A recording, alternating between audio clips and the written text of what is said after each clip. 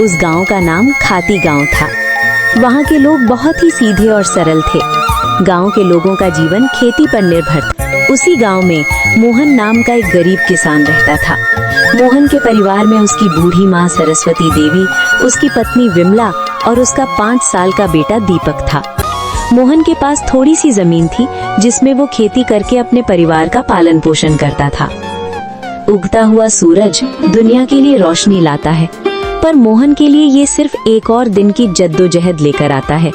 फूस की छत से छनकर आती रोशनी सीधे उसकी बीमार माँ के चेहरे पर पड़ती है। मोहन, आज दीपक को क्या कहूँगी? कल रात उसे बहलाकर सुला दिया था कि सुबह उठते ही गर्मा गर्म खाना मिलेगा। अब वो जागने वाला है, चूल्हा ठंडा पड़ा है और मेरी ममता लहूलुहान हो रही है। क्या हम इतने बदनसीब हैं कि अपने बच्चे को एक वक्त की रोटी भी नहीं दे सकते? भरी आंखों से। बिमला, तुम्हारी ये खामोश सिसकियां मेरे कलेजे को चीर देती हैं। मैं किसान हूँ, धरती का सीना चीरकर अनाज पैदा करना मेरा काम है, पर आज किस्मत ने मेरा ही सीना चाक कर दिया है। जमींदार के चक्कर काट काट कर पैर के जूते घिस गए, पर वो उधार देने को तैयार नहीं।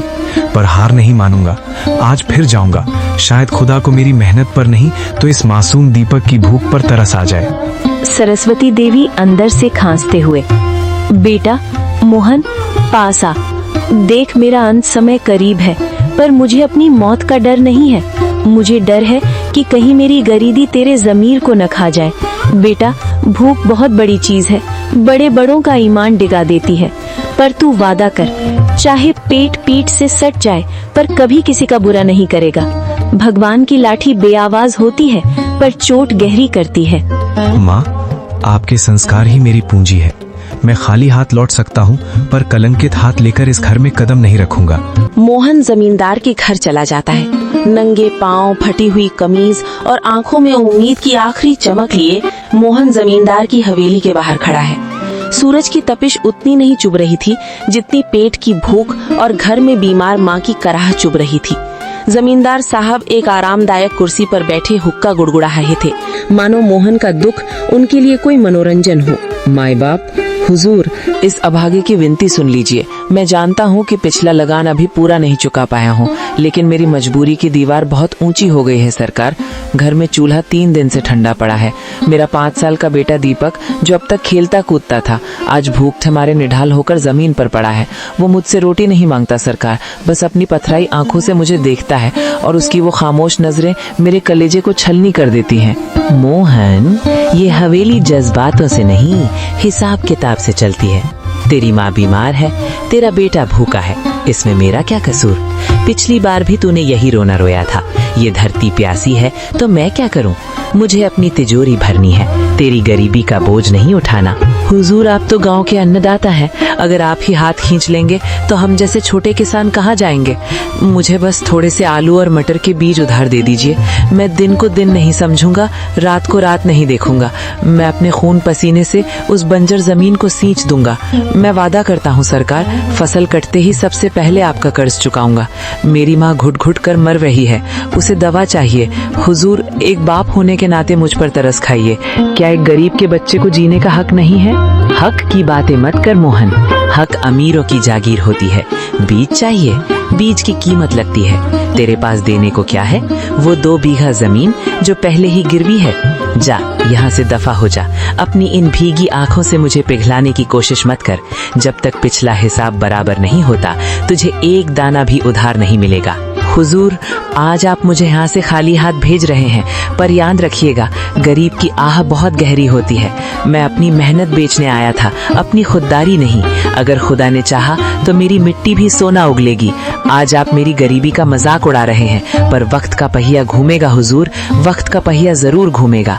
मोहन अपनी फटी हुई आंखों में आंसू लिए भारी कदमों से हवेली की सीढ़ियां उतर गया। सुबह की पहली किरण के साथ जब मोहन अपने खेत पहुंचा, तो उसकी आंखें फटी की फटी रह गईं। जहां कल तक धूल उड़ती थी, आज वहां घुटनों तक ऊंची हरी भरी फसल लहलहा रही थी। बड़े बड़े चमकदार आलू और मोतियों जैसे मटर के दाने।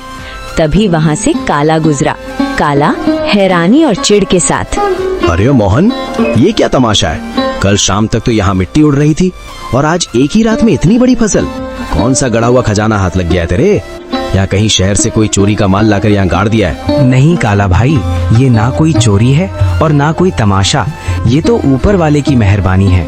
कल एक घायल चिड़िया की मदद की थी, बस उसी की दुआओं ने आज ये रंग दिखाया है। देख भाई कितने सुंदर आलू और मटर है, तू भी थोड़े घर ले जा। दुआएं? चिड़िया मुझे बेवकूफ समझता है, ये जरूर कोई काला जादू है। जोर से, मुझे तेरे खैरात की जरूरत नहीं है मोहन। याद रख, जो रातों रात उगता है वो रातों रात ढल भी जाता है। काला के मन में शांति नहीं थी। वो जानना चाहता था कि मोहन को ये सब मिला कैसे। वो बिल्ली के कदमों से मोहन के टूटे हुए घर के पीछे पहुंचा और खिड़की से कान लगाकर सुनने लगा। अंदर मोहन, बिमला और माँ बातें कर रही हैं। मोहन, मुझे अब भी यकीन नहीं होता, वो सुनहरी परी सच में हमारे लिए फरिश्ता बनकर आई थी। उसने कहा था ना कि जब तक दिल साफ रहेगा ये फसल बढ़ती रहेगी। हाँ बिमला, उसने उसी बरगद के पेड़ के पास दर्शन दिए थे जहाँ से मैं रोते हुए लौट रहा था। वो दिव्य प्रकाश, वो ममता भरी आंखें, मैं कभी नहीं भूल सकता। काला भाई को शक हो रहा था, पर उसे कैसे समझाऊं कि ये सब दया का फल है। काला खिड़की के बाहर बुदबुदाते हुए, अच्छा तो ये बात है, बरगद का पेड़, परी और सुनहरी पोटली। अगर उस भीख मंगे मोहन को परी मिल सकती है तो मैं तो उससे कहीं ज्यादा चालाक हूँ। मैं भी कल उसी पेड़ के पास जाऊंगा और उस परी से सब कुछ छीन लूंगा। काला सुबह सुबह उसी बरगद के पेड़ के नीचे पहुंच गया। उसने एक जाल बिछाया और एक चिड़िया के आने का इंतजार करने लगा। उसने सोचा कि वो किसी चिड़िया को घायल करेगा और फिर उसकी मदद का नाटक करेगा। कहाँ है वो परी? ओ चिड़िया, बाहर निकल। देख मैं तेरे लिए कितने दाने लाया हूँ। बस एक बार मेरे सामने आ जा और मुझे वो मखमली पोटली दे दे। मुझे आलू मटर नहीं, मुझे सोना चाहिए, चांदी चाहिए। मैं उस मोहन से बड़ा आदमी बनना चाहता हूँ। काला घंटों चिल्लाता रहा, कभी रोने का नाटक करता तो कभी लालच में पेड़ की टहनियां हिलाता, लेकिन वहाँ सन्नाटा छाया रहा। अचानक एक तेज ठंडी हवा चली और एक आकाशवाणी हुई। काला, प्रार्थना हृदय से की जाती है, लालच से नहीं। मोहन ने एक जान बचाने के लिए अपनी कमीज फाड़ी थी और तू एक जान लेने के लिए जाल बिछा रहा है। जा, तुझे कुछ नहीं मिलेगा क्योंकि तेरा मन ईर्ष्या की राख से भरा है। लालच की फसल कभी मीठी नहीं होती। नहीं, ये नाइंसाफी है। उस गरीब को सब कुछ और मुझे कुछ नहीं। अगर मुझे नहीं मिला तो मैं मोहन का भी कुछ नहीं रहने दूंगा। मैं आज रात उसके खेत को शमशान बना दूंगा। मोहन ने पहली फसल घर लाई। बिमला ने जब आलू और मटर की सब्जी बनाई तो उसकी खुशबू पूरे गांव में फैल गई। बीमार माँ ने जैसे ही एक निवाला खाया, उनके चेहरे पर रौनक आ गई। पिताजी, ये आलू तो बहुत मीठे हैं। क्या ये सचमुच हमारे खेत के हैं? अब मुझे स्कूल जाने के लिए नया बस्ता मिलेगा ना? हाँ मेरे बच्चे, अब हम कभी भूखे नहीं सोएंगे।